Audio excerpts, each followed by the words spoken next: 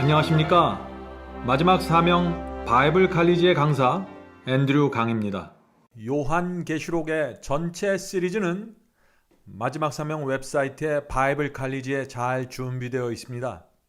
적그리스도와 짐승의 표, 마지막 환란과 7재앙, 그리고 기독교 역사에 대한 전반적이고 정확한 말씀이 준비되어 있습니다. 성도 여러분, 이번 기회에 꼭 저희 사이트에 오셔서 전체 강의를 들어보시기를 제가 부탁드립니다. 마지막 사명 예언 강해 시리즈는 어떤 개인이나 어떤 교단에 의해서 만들어진 예언 해석이 아닙니다. 마지막 사명에서는 16세기 종교 개혁자들이 세워놓은 마틴 루터와 요한 칼빈과 요한 웨슬리 같은 그 개혁자들이 세워놓은 예언 해석을 재조명하고 정리해서 다니엘서와 요한계시록 강해 시리즈를 준비했습니다. 성도 여러분, 종교 개혁자들이 세워놓은 예언 해석이 중요한 이유가 있습니다. 그것은 이 종교 개혁 운동은 하나님께서 일으키신 운동이기 때문에 그렇습니다. 중세기 1000년의 암흑기에서 중세기 1000년의 암흑기 동안 무너졌던 가르침과 말씀들이 종교 개혁을 통해서 다시 진리가 회복되고 개신교 신앙이 세워지게 된 것입니다. 개신교회가 시작된 중요한 원동력은 다니엘서와 요한계시록의 예언 해석에 있는 것입니다. 개혁자들의 예언 해석에 의해서 사도들이 전했던 그 복음과 예언이 회복된 것입니다. 이번 기회에 성경이 말하는 기독교의 역사와 앞으로 이루어질 미래의 일들을 살펴보시기 바랍니다. 여러분의 생애에 놀라운 빛을 받게 될 것입니다. 그리스도의 재림을 위해서 분명한 준비를 할 수 있게 될 것입니다.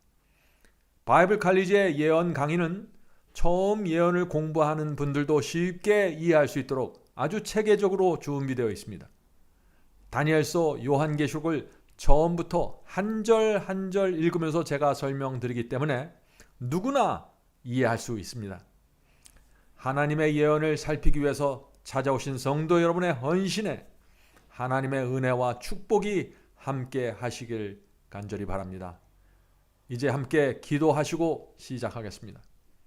하늘에 계신 아버지, 하나님께서 2000년 전에 주신 예언을 살펴보려고 합니다. 마지막 시대를 위해서 주어진 중요한 예언을 살펴보려고 합니다. 주여, 저희의 눈을 열어 주시옵소서. 하나님의 기이하신 섭리로 저희가 한자리에 모여서 하나님의 예언을 펼치게 되었습니다. 이번 기회에 하나님께서 저희 마음을 붙잡아 주셔서 예언의 빛을 깨닫고 받을 수 있도록 도와주시옵소서. 저희 인생에서 중요한 전환점이 되는 예언 연구가 될 수 있도록 저희의 마음을 인도해 주시옵소서. 이 시간 저희 마음에 순결함과 간절한 심령을 허락해 주셔서 성령으로 말씀을 볼 수 있도록 축복해 주시옵소서. 예수님의 이름으로 간절히 기도드립니다. 아멘. 오늘부터는 요한계시록을 한 장씩 살펴보도록 하겠습니다. 요한계시록을 연구하기 위해서 찾아오신 성도 여러분에게 하나님의 은혜와 축복이 함께 하시길 간절히 바랍니다. 성경에는 두 개의 기둥이 되는 예언서가 있습니다. 하나는 다니엘서이고 다른 하나는 요한계시록입니다. 다니엘서를 1편이라고 한다면 요한계시록은 2편이 됩니다. 요한계시록의 예언은 다니엘서보다 훨씬 더 마지막 시대에 집중되어 있습니다. 요한계시록은 22장으로 되어 있는데 12장부터는 예수께서 재강림하시기 직전에 일어나는 사건들과 또 사탄과 적그리스도의 미혹에 집중되어 있습니다. 그러므로 이 시대를 살아가는 성도들에게 요한계시록이야말로 반드시 살펴보고 이해해야만 하는 책이 되는 것입니다. 우리는 앞으로 이 땅을 떠나서 요한계시록 속으로 들어가게 될 것입니다. 우리가 앞으로 요한계시록을 통해서 보게 될 예언 여행은 이런 방식으로, 이런 순서로 진행될 것입니다. 계시록 1장에서 우리는 하늘 성소에서 봉사하시는 그리스도의 모습을 보게 될 것입니다. 7 금초대 사이를 거니시면서 지상에 있는 교회와 성도들을 돌보시고 보살피는 그리스도의 모습을 보게 될 것입니다. 그리고 나서 계시록 2장과 3장으로 가서 우리는 7 교회의 예언을 보게 됩니다. 7 교회의 예언을 통해서 우리는 기독교회와 성도들이 걸어온 길을 살펴볼 것이고, 또 사탄이 하나님의 교회와 백성들을 공격하는 장면을 보게 될 것입니다. 그 성도들이 흘린 피와 희생을 보게 될 것인데, 우리는 그 속에서 참된 경건이 무엇인지 확인하게 될 것입니다. 우리는 7 교회 예언에서 마지막 시대의 교회 모습을 보게 될 것입니다.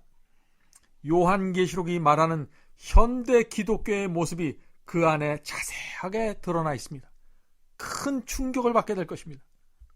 계시록 4장에서 우리는 하늘로 올라가게 될 것입니다. 거기서 하나님의 보좌의 모습과 그 앞에서 이루어지고 있는 일들을 보게 될 것입니다.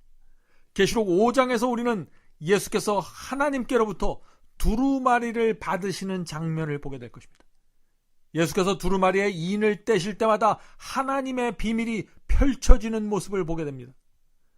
계시록 6장에는 7인 예언이 나오고, 계시록 7장에는 마지막 시대의 의인들을 상징하는 14만 4천인이 등장합니다.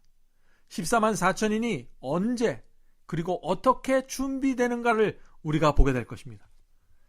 계시록 8장과 9장에서 우리는 7 나팔 예언을 보게 될 것입니다. 그리고 계시록 12장에 가서 우리는 하나님의 성도들이 사탄의 공격을 피해서 신대륙 미국으로 피신하는 기이한 모습을 보게 될 것입니다. 미국이 마지막 시대에 어떤 역할을 하게 될 것인지를 확인하게 될 것입니다. 요한계시록 13장에서는 두 짐승이 연합해서 짐승의 표를 온 세상에 강요하는 모습을 보게 될 것입니다. 놀라운 장면이 거기에 펼쳐집니다. 그때 수많은 사람들이 순교당하고 죽을 것인데, 대부분의 사람들은 사탄의 강압에 굴복해서 짐승의 표를 받게 될 것입니다. 요한계시록 13장부터는 아직 이루어지지 않고 남아있는 4가지 예언 속으로 들어가게 됩니다. 계시록 13장에서 우리는 짐승의 환란이 어떻게 일어날 것이며, 그것이 지금 어떤 모습으로 준비되어 가고 있는지 보게 될 것입니다. 짐승의 표 환란은 지구에서 역사가 시작된 이래 가장 큰 환란이 될 것입니다. 지구 전체에서 짐승의 표가 강요될 것입니다. 놀라운 사실이 있습니다. 그런데 그것은 그 마지막 환란을 통해서 복음이 세상 끝까지 전파된다는 것입니다. 느부갓네살 왕의 우상이 세워지고 풀무불 환란이 왔는데, 그 환란을 통해서 다니엘과 세 친구들이 믿었던 복음이 온 바벨론 전체에 퍼져 나갔던 것처럼, 그런 역사가 마지막 때 한 번 더 반복될 것입니다. 짐승의 우상이 세워지고 큰 환란이 일어날 것인데, 하나님께서는 그런 상황을 이용해서 복음을 온 세상에 전파하시는 역사를 이룰 것입니다. 계시록 13장에는 짐승의 환란이 일어나고, 계시록 14장에는 짐승의 우상에게 경배하지 않고 짐승의 표를 거절하는 성도들의 모습이 나옵니다. 요한계시록은 그들을 가리켜서 14만 4천인이라고 부르고 있습니다. 사도 요한은 그들을 보면서 그들은 하나님의 계명을 지키는 자들이라고 기록했습니다. 우리는 그들이 어떤 신앙을 갖고 있으며 어떻게 짐승의 표를 거절하게 되는지 자세하게 들여다볼 것입니다. 사랑하는 성도 여러분, 지금부터 짐승의 표 환란을 한번 머릿속으로 상상해 보시기 바랍니다. 적그리스도와 거짓 선지자들이 나타날 것입니다. 그리고 그들이 온 세상을 깜짝 놀라게 하는 큰 이적을 일으킬 것입니다. 요한계시록은 그들이 하늘에서 불이 내려오는 이적을 일으킬 것이라고 말하고 있습니다. 그때 사람들은 여기에 엘리야가 나타났다라고 소리칠 것입니다. 온 세상이 거짓 이적을 보면서 열광할 것입니다. 바로 그런 분위기 하에서 짐승의 표 환란이 일어나는 것입니다. 강력한 핍박과 죽음에 대한 두려움이 성도들을 압박할 것입니다. 바로 그런 상황에서 하나님의 말씀과 계명을 지키기 위해서 목숨을 내놓는 충성스러운 그리스도인들이 나타나게 될 것이라고 사도 요한은 예언하고 있는 것입니다. 그들 중 어떤 사람들은 법정에 서게 될 것이고 어떤 사람들은 순교당하게 될 것입니다. 온 세상이 그들을 주목할 수밖에 없는 그런 환경이 조성되는 것입니다. 그들이 왜 짐승을 따르지 않고 짐승의 표를 거절하는지가 신문과 뉴스에서 발표될 것입니다. 온 세상의 뉴스 매체들이 그들이 말하는 일거수일투족을 보도하게 될 것입니다. 온 세상은 놀라운 눈으로 그들을 바라볼 것입니다. 이런 상황 속에서 하나님의 충성스러운 증인들이 작은 소리로 진리를 말할지라도 큰 외침이 돼서 온 세상에 전파될 것입니다. 하나님을 믿는다는 것이 무엇이며 적그리스도가 누구이며 그들이 어떤 미혹으로 사람들을 미혹하고 있는지 기만하고 있는지 드러나게 될 것입니다. 그때 복음이 땅끝까지 전파될 것입니다. 그들의 증언과 신앙을 통해서 지구에 사는 각 사람들은 누구의 편에 설 것인가를 결정하게 될 것입니다.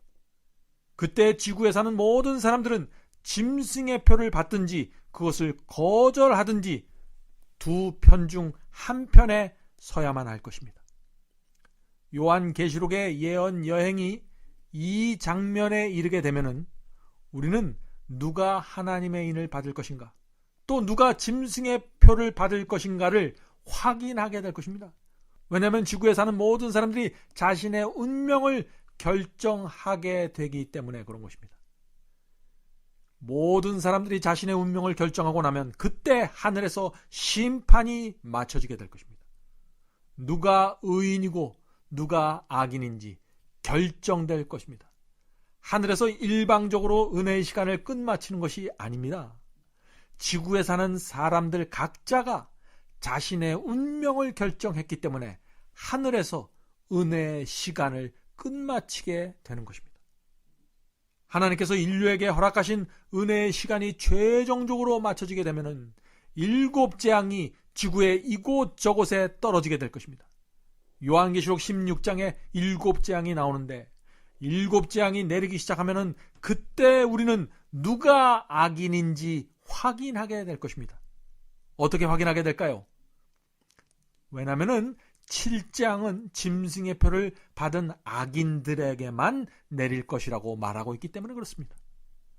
하나님의 자비가 섞이지 않는 7재앙을 받게 되는 그 악인들의 고통과 신음소리가 지구를 진동하게 될 것입니다. 하늘에서 심판이 끝났고 모든 사람들의 구원과 멸망이 결정되었음에도 불구하고 그 사실을 모르는 이 땅의 사람들은 여전히 시집가고 장가가면서 늘 하던 대로 살아가게 될 것입니다. 노아 홍수 때와 똑같은 일들이 반복되는 것입니다. 노아 홍수 때에도 하나님께서는 홍수가 오기 전에 동물들이 쌍쌍이 방주 속으로 들어가는 마지막 징조를 보여주셨습니다. 그리고 나서 방주문이 닫혀졌습니다.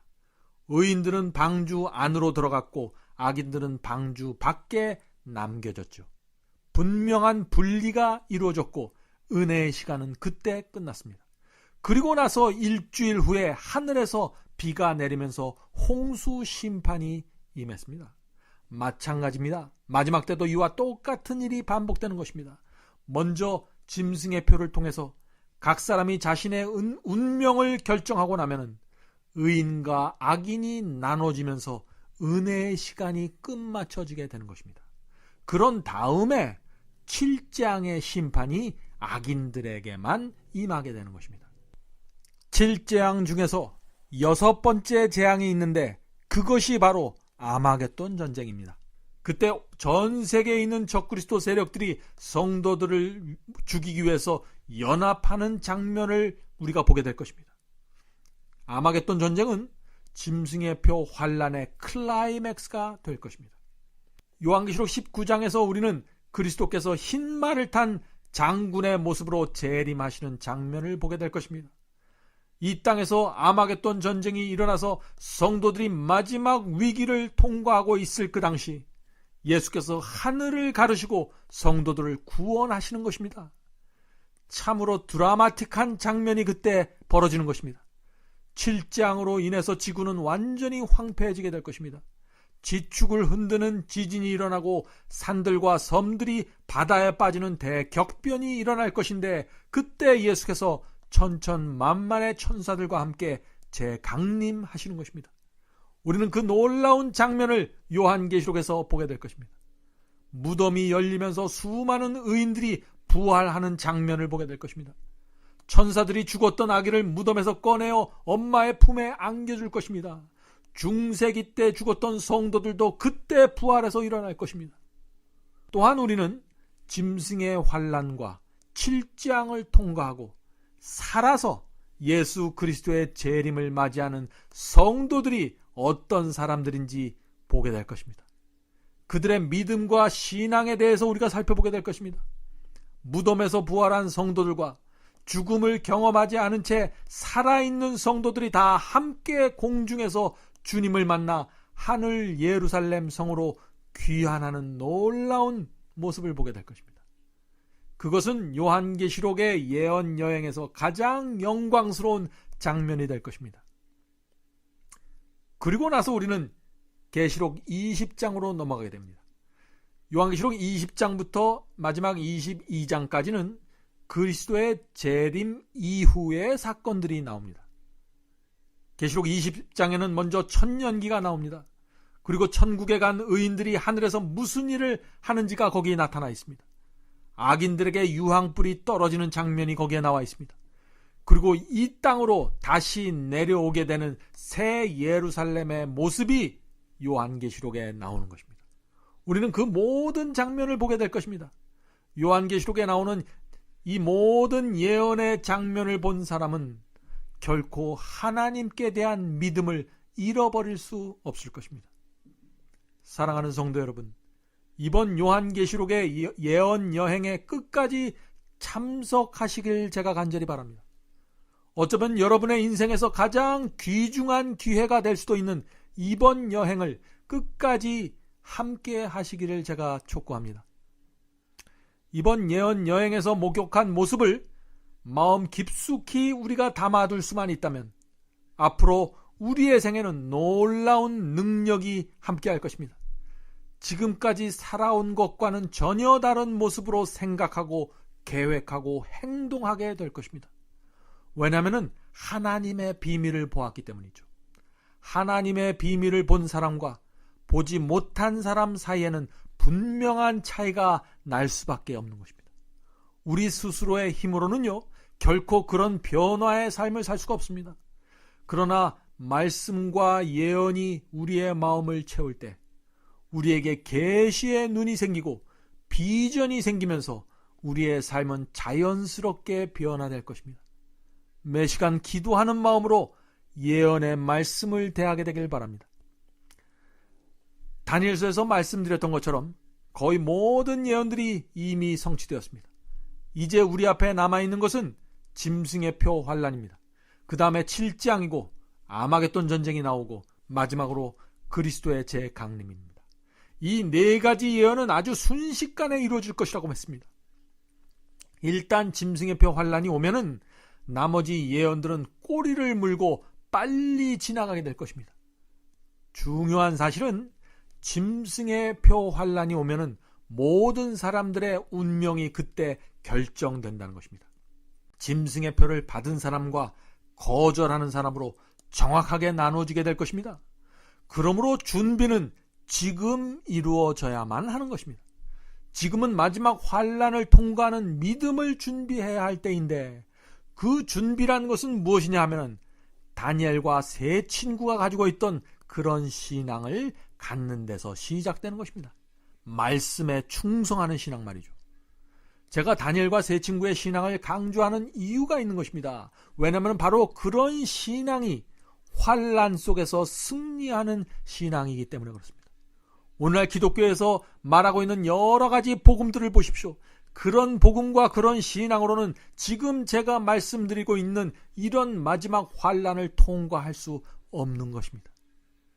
그래서 하나님께서 다니엘서의 반을 그들의 신앙과 경험으로 채워 놓으신 것입니다. 요한계시록이 중요한 이유는 요한계시록 22장 중 절반 이상이 마지막 때를 위한 예언이기 때문에 그런 것입니다. 계시록 13장부터 마지막 22장까지 앞으로 이루어지게 될 마지막 4가지 예언이 집중돼서 나오고 있는 것입니다. 아주 자세하게 기록되어 있습니다. 우리가 요한계시록을 반드시 공부해야 하는 이유가 바로 여기에 있는 것입니다. 요한계시록을 공부하지 않으면 우리 앞에 남아있는 그 4가지 예언이 언제 어떻게 이루어지게 되는지 전혀 알 수가 없습니다. 그것이 이루어지는데도 그 예언이 이루어지고 있는지조차도 모르게 될 것입니다. 하늘과 바다와 땅에서 나타나고 있는 재림의 징조, 세상에서 이루어지고 있는 징조들, 그리고 지금 기독교회 안에서 이루어지고 있는 징조들을 볼 때마다 우리의 눈으로 남아있는 그 4가지 예언이 이루어지는 모습을 보게 될 것이라는 믿음을 갖게 됩니다. 그리스도의 재림을 우리 눈으로 보게 될 것이라는 말씀입니다. 이런 중요한 순간에 사탄의 미혹에 넘어가지 않고 하나님의 편에 정확하게 서기 위해서 우리가 요한계시록을 공부하는 것입니다. 그분께서 드는 깃발을 따라서 정확하게 움직이고 따라가기 위해서 요한계시록을 살펴보는 것입니다.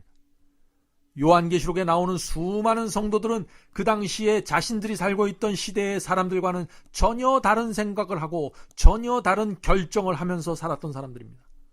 우리도 마지막 시대를 위한 예언을 공부하고 나면은 이 세상에 있는 대부분의 사람들과 다른 방향으로 움직이고 결정해야 한다는 사실을 깨닫게 될 것입니다. 요한계시록은 마지막 때 세상과 교회가 심하게 어두워질 것을 예언하고 있습니다. 경제적으로도 아주 어려워질 것을 예언하고 있습니다. 오직 말씀 위에 서는 믿음을 가진 자들만 주께서 인도하시는 길을 끝까지 따라가게 될 것입니다.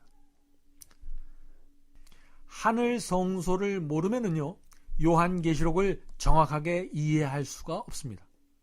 요한계시록 1장은 하늘 성소에서 봉사하시는 그리스도의 모습이 나옵니다. 7 금초대 사이를 거니시면서 지구에 있는 교회들을 돌보고 인도하는 장면이 나오죠. 그리고 그 장면에 이어서 7 교회의 예언이 나오게 되는 것입니다. 또 계시록 4장에서도 하늘 성소의 지성소에 계신 하나님의 보호자가 나옵니다. 성소가 요한계시록 이곳 저곳에서 계속 나오는 것입니다. 요한계시록 11장에도 하늘 성소가 나오죠. 계시록 11장 19절입니다. 이에 하늘에 계신 하나님의 성전이 열리니 성전 안에 하나님의 언약궤가 보이며. 자, 여기에 나오는 성소는 어디일까요? 지성소를 말하는 것입니다. 우리가 어떻게 그것을 알 수 있습니까? 사도 요한이 성소 안에서 언약궤를 보았다고 말했기 때문에 그렇습니다. 언약궤라는 것은 십계명이 담겨져 있는 법궤를 뜻하는 것입니다. 법궤는 지성소에 보관되어 있는 기구죠. 그러므로 이 장면은 사도 요한이 지성소에 있는 법궤를 지금 본 것입니다. 요한계시록의 이곳 저곳에 이처럼 하늘 성소의 모습이 나오는 것입니다. 요한계시록은 성소를 중심으로 이루어진 계시입니다. 오늘날 기독교에서 요한계시록에 대한 이해가 이토록 부족한 이유가 바로 여기에 있는 것입니다. 성소에 대한 빛을 가지고 있지 못하기 때문에 요한계시록을 체계 있게 이해할 수가 없는 것이죠. 성소를 알아야만 다니엘서와 요한계시록의 예언을 이해할 수 있는 것입니다. 우리가 그 사실을 다니엘서 8장에 나오는 그 2300일 예언에서도 우리가 확인했죠. 자, 그렇다면은 요한계시록의 하늘 성소의 장면이 이렇게 계속해서 나오는 이유가 무엇일까요? 하나님의 구속 사업이 성소에서 이루어지기 때문에 그렇습니다. 그래서 시편 기자가 이렇게 말했습니다. 주의 구원의 길이 성소에 있나이다 라고 했죠. 유대 민족에게 성소를 주신 이유는 다른 이유가 있는 것이 아니라 하나님의 구원이 어떻게 이루어지고 있는가를 보여주고 이해시키기 위해서 그들에게 성소를 주시고 지상 성소 봉사를 주신 것입니다. 그래서 하나님께서 모세에게 하늘 성소를 보여주시면서 지상 성소를 지으라고 했던 것입니다. 사도 바울은 히브리서에서 그 말씀을 했습니다. 히브리서 8장 5절입니다. 저희가 섬기는 것은, 이스라엘 백성들이 섬기는 그 성소는 하늘에 있는 것의 모형과 그림자라. 자, 유대 민족이 섬기던 성소는 모형이고 그림자라는 것입니다. 자, 모형과 그림자가 있다는 것은 무엇을 뜻하나요? 원형이 있다는 것을 뜻하죠. 그러므로 지상 성소는 그림자고 하늘 성소가 원형이라는 것입니다. 지상 성소는 모형이고 하늘 성소가 원형이라는 것입니다. 계속해서 말씀 읽겠습니다. 하늘에 있는 것의 모형과 그림자라 모세가 장막을 지으려 할 때 지시하심을 얻음과 같으니 가라사대 삼가 모든 것을 산에서 내게 보이던 본을 쫓아 지으라 하셨느니라. 분명하죠? 모세에게 지상 성소를 지으라고 하신 이유가 무엇입니까? 하늘 성소에서 어떤 사역이 이루어지는가를 보여주기 위해서 지상 성소를 지은 것입니다. 지상 성소에서 양을 죽이고 피를 받아서 성소 휘장에 뿌리고 1년 마지막에 성소를 정결케 하는 그런 모든 예식들은 하늘 성소에서 그리스도께서 실제로 하시는 그 사역을 보여주는 모형이고 그림자라는 것입니다. 그래서 번제단은 그리스도의 십자가를 상징하는 모형이 되는 것입니다. 금촛대와 떡상이 있는 성소의 첫째가는 예수께서 하늘에서 중보하는 사역을 보여주는 그림자가 되는 것입니다. 그리고 법궤와 시은자가 있는 성소의 둘째 칸, 즉 지성소는 그리스도께서 심판 사역을 보여주는 모형이 되는 것입니다. 다니엘서 8장에서 나왔던 그 2300일 예언에서 우리가 살펴왔던 것처럼 지금은 하늘에서 그리스도의 심판이 진행되고 있는 시기입니다. 그래서 지금 이 시대를 가리켜서 지성소 시대라고 부를 수 있는 것입니다. 심판이 맞춰지면은 예수께서 재림하셔서 모든 민족을 양과 염소로 나누시면서 세상 역사를 끝마치게 되는 것입니다. 요한계시록도 병행구조로 기록되어 있습니다. 요한계시록에서 3번에 걸쳐서 하나님의 예언이 중복돼서 나옵니다. 다시 말해서 3번에 걸쳐서 사다리처럼 나란히 병행되는 예언이 나온다는 것입니다. 계시록 2장과 3장에 나오는 7교의 예언이 가장 기초가 되는 예언인데 그 기초 위에 6장에 나오는 7인이 나오고 또 8장과 9장에서는 7나팔이 나오는 것입니다. 그러므로 7교회, 7인, 7나팔은 모두 병행구조로 되어 있습니다. 7교회, 7인, 7나팔 모두 그리스도의 초림부터 재림까지의 역사를 7개의 기간으로 나누어서 예언하고 있는 것입니다. 하나님께서 비슷한 예언을 서로 다른 각도에서 보여줌으로써 하나님께서 주고자 하는 그 예언의 전체적인 장면을 우리에게 분명하게 제시해주고 있는 것입니다. 요한계시록은 로마 제국의 도미니티안 황제의 통치 말기에 기록됐습니다. 그때가 서기 96년도 경입니다. 사도 요한은 도미니티안 로마 황제가 그리스도인들을 핍박하는 그 무렵에 체포되었습니다. 로마 황제는 요한을 펄펄 끓는 기름 가마 속에 넣어 죽이려고 했지만 다니엘의 세 친구들을 살리셨던 하나님께서 사도 요한을 보호해 주셨습니다. 여기서 우리가 한 가지 생각해 볼 것이 있는데 다른 사도들과 제자들은 모두 순교당했습니다. 사도 바울도 순교당했고 베드로도 순교당했습니다. 하나님께서 그들을 죽음에서 건져주지 않으셨습니다. 그러나 사도 요한은 기름가마 속에서도 보호해 주셨고 끝까지 살려주셨습니다. 왜 그랬을까요? 하나님께서는 사도 요한에게 시키실 마지막 임무가 남아 있었기 때문입니다. 요한계시록은 성경의 결론입니다. 모든 예언들이 요한계시록에 와서 맞춰지고 그 의미가 나타나고 분명해집니다. 하나님께서는 가장 중요한 하늘의 계시들을 요한에게 보여주고 그것을 기록으로 남기기 원하셨던 것입니다. 사탄은 요한을 죽이려고 애를 썼지만 그래서 도무지 죽일 수가 없었습니다. 결국 요한을 에게의 돌섬인 반모섬으로 유배시켰죠. 요한이 아무 일도 하지 못하게 막기 위해서 사람들을 접촉할 수 없는 반모섬으로 보낸 것입니다. 그러나 사도 요한은 그곳에서 누구의 간섭도 받지 않은 상태에서 요한계시록을 기록하는 일에 집중할 수 있었습니다. 이것이 하나님의 섭리입니다.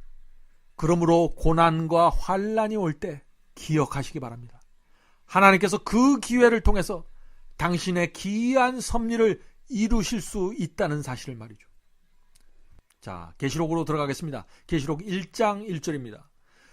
예수 그리스도의 계시라. 이는 하나님이 그에게 주사, 예수님에게 주사 반드시 속히 일어날 일들을 그 종들에게 보이시려고 그의 천사를 그 종 요한에게 보내어 알게 하신 것이라. 자, 요한에게 계시를 주신 분은 하나님이시라고 여기 말씀하고 있습니다. 성경 66권 중에서 요한계시록처럼 기록의 출처를 하나님으로 밝히고 있고 또 이 기록이 그리스도의 계시라고 밝혀놓은 책은 없습니다. 그만큼 요한계시록은 중요한 책입니다. 요한계시록의 중요성은 계시가 전달되는 과정에서도 그대로 나타납니다. 자, 요한계시록 1장 1절을 보면은요, 하나님께서 예수님께 계시를 주셨습니다. 그리고 예수께서 천사들에게 계시를 전달했습니다. 그 다음에 천사가 다시 요한에게 보여주었고 요한은 자신이 본 장면을 기록했는데 그것이 바로 요한계시록입니다. 자, 여기서 우리는 한 가지 의문을 가질 수 있죠. 하나님께서는 왜 계시를 직접 요한에게 주면 되는데 왜 이렇게 여러 단계를 거쳐서 요한에게 계시를 주셨을까요? 왜냐하면은 요한이 기록해야 할 계시가 그만큼 중요하기 때문입니다. 하나님으로부터 시작해서 천사들까지 하늘의 모든 존재들이 요한에게 줄 계시가 무엇인지 정확히 알아야만 했던 것입니다. 그래야만 하늘의 모든 존재들이 한 마음과 한 뜻으로 하나님의 구속의 계획을 이해하고 사탄과의 전쟁에 참여할 수 있기 때문에 그런 것입니다. 하나님께서는 사탄과 펼쳐지는 이 전쟁에서 반드시 승리해야만 합니다. 왜냐하면 이 전쟁의 승패에 하늘과 우주의 지배권이 달려있기 때문에 그런 것입니다. 누가 이 우주를 지배할 것인가가 바로 이 요한계시록 속에서 이루어지는 계시와 예언 속에 나타나 있는 것입니다. 그러므로 우리는 절실한 마음으로 요한계시록을 연구해야 합니다. 그렇지 않으면은 계시를 주시는 하나님의 그 절박한 심정을 느낄 수도 없고 이해하지도 못하게 되는 것입니다. 오늘날 많은 그리스도인들이 예언을 공부하면서 그 삶이 변화되지 못하는 이유가 어디 있을까요? 바로 여기에 있는 것입니다. 절실한 마음으로 예언을 살피지 않는 것입니다. 절박한 심정으로 그 예언을 받아들이지 않는 것입니다. 예언 속에 나타나 있는 하나님의 심정을 느껴야 하나님의 마음이 우리에게 전달되어 우리의 삶이 변화될 수 있는 것입니다. 자, 계시록 1장 2절로 넘어가겠습니다. 계시록 1장 2절입니다. 요한은 하나님의 말씀과 예수 그리스도의 증거 곧 자기의 본 것을 다 증거하였느니라. 자, 이 말씀에서 중요한 것은 예수 그리스도의 증거입니다. 예수 그리스도의 증거가 무엇일까요? 그것은 요한이 본 것이라고 했습니다. 예수 그리스도의 증거 곧 자기의 본 것이라고 했으니까 말이죠.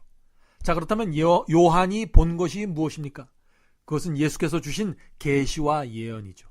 그러므로 요한계시록에 나오는 그 예수의 증거라는 이 표현은 하나님께서 주신 계시와 예언을 뜻하는 것입니다. 예수의 증거는 하나님께서 주신 계시와 예언을 뜻하는 것입니다. 성경의 다른 곳에서는 예수의 증거가 다른 의미로 사용될 수도 있습니다. 그러나 요한계시록에 나오는 예수의 증거는 반드시 하나님께서 주시는 예언과 계시로 해석해야 되는 것입니다. 우리는 그 사실을 요한계시록 19장에서도 확인할 수 있습니다. 내가 사도 요한을 말하는 것입니다. 자, 자, 사도 요한이 그 발 앞에 엎드려 경배하려 하니 그가 나더러 말하기를 나는 너와 및 예수의 증거를 받은 내 형제들과 같이 된 종이니 삼가 그리하지 말고 오직 하나님께 경배하라. 예수의 증거는 대언의 영이라 하더라. 이 대언의 영은 영어 성경에 보면은요, The Spirit of Prophecy라고 되어 있습니다. 다시 말해서 예언의 증거란 예언을 이해하고 깨닫는 영이라는 뜻입니다. 예수의 증거가 뭐라 그랬습니까? 예언을 이해하고 깨닫는 영을 가지고 있다는 것입니다. 자, 우리가 이런 이해를 가지고 요한계시록 12장 마지막 절을 보면은요, 거기서 중요한 빛을 우리가 볼 수 있게 됩니다.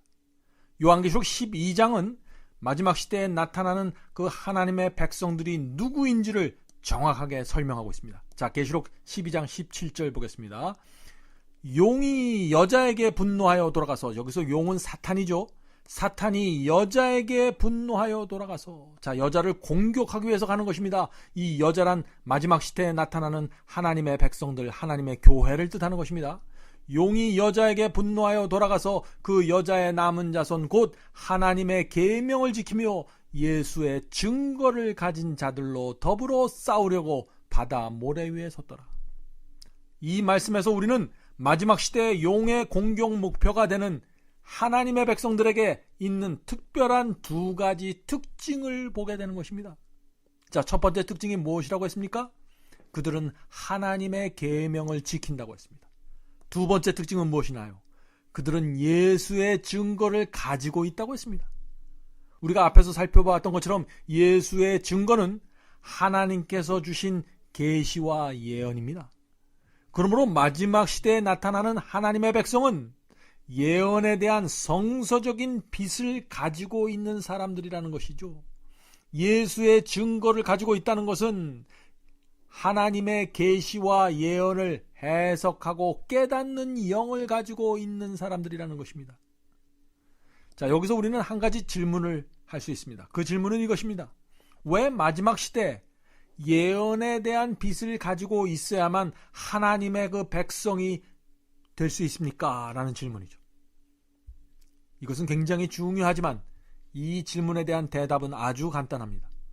마지막 시대에 벌어지는 선과 악의 전쟁에서 하나님의 편에 서려면은, 또 사탄의 기망과 적그리스도의 미혹이 무엇인지를 밝히고 경고하려면 반드시 하나님의 계시와 예언에 대한 빛을 가지고 있어야 합니다. 하나님의 예언을 해석할 수 있어야 합니다.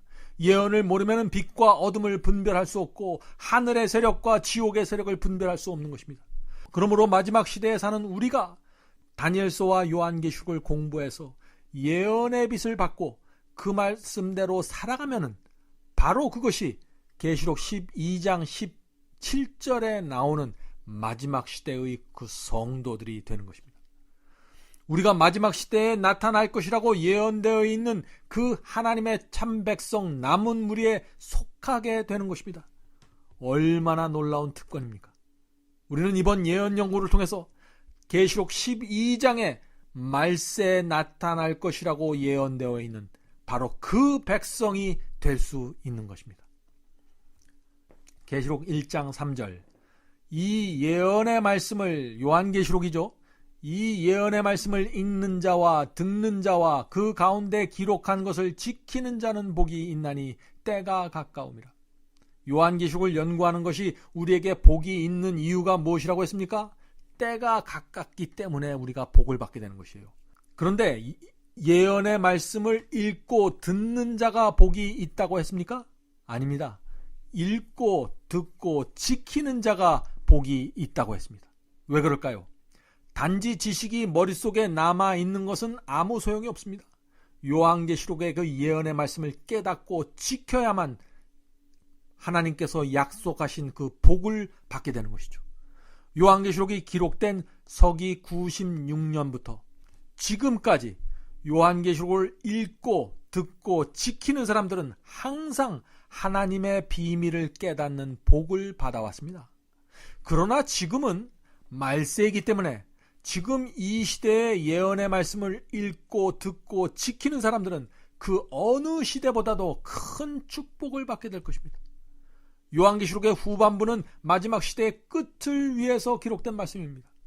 그러므로 1000년 전이나 500년 전에 요한계시록을 연구했던 사람들보다 지금 요한계시록을 읽고 듣고 지키는 사람들이 훨씬 더 구체적이고 실제적으로 악의 세력과 대항하고 구원을 받는데 도움을 받게 되는 것입니다. 그런데 요즘 기독교인들 중에서 어떤 사람들은 요한계시록을 읽으면 위험하다고 말하죠. 요한계시록은 닫혀진 책이기 때문에 이해할 수 없는 책이라고 말하는 사람들이 있습니다. 성도 여러분, 그런 말을 하면은요, 귀를 닫아야 합니다. 왜냐하면은 하나님께서 요한계시록을 열어서 읽고 듣고 지키라고 말씀하셨기 때문입니다. 요한계시록은 물론 아무나 이해할 수 있는 책은 아닙니다. 누가복음 8장 10절을 보겠습니다.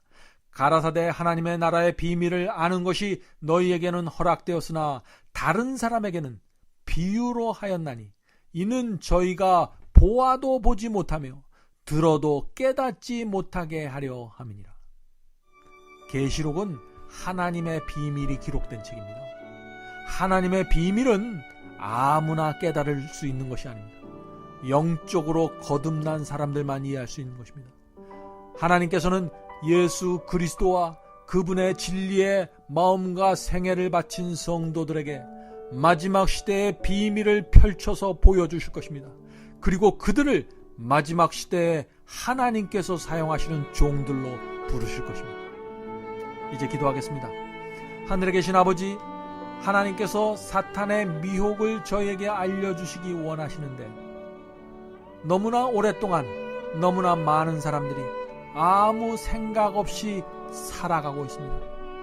하나님께서 저희를 인도하고 계신데 저희는 주님의 인도하심을 모른 채 너무나 오랫동안 살아왔습니다. 주님, 이번 기회에 저에게 예언의 빛을 주셔서 주의 인도를 따라갈 수 있도록 도와주시옵소서. 이번 예언 연구를 통해서 저희의 신앙이 말씀 위에 서고 말씀으로 확인하는 신앙으로 성장할 수 있도록 은혜를 베풀어 주시옵소서. 예수 그리스도의 이름으로 간절히 기도드립니다. 아멘. 성도 여러분 모두를 바이블 칼리지에 초청합니다.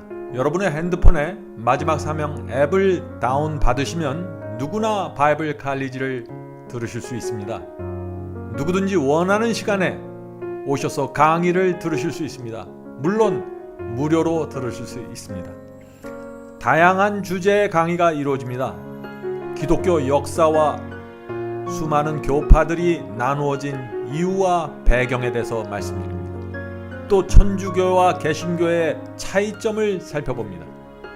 로마서, 갈라디아서, 예정론, 7년 환란과 이스라엘 제3성전, 성령을 받는 방법, 참된 방언이란 무엇인가, 참된 거듭남과 중생의 경험, 이런 주제들로 기독교인들이 꼭 알아야 할 문제들을 다루게 됩니다.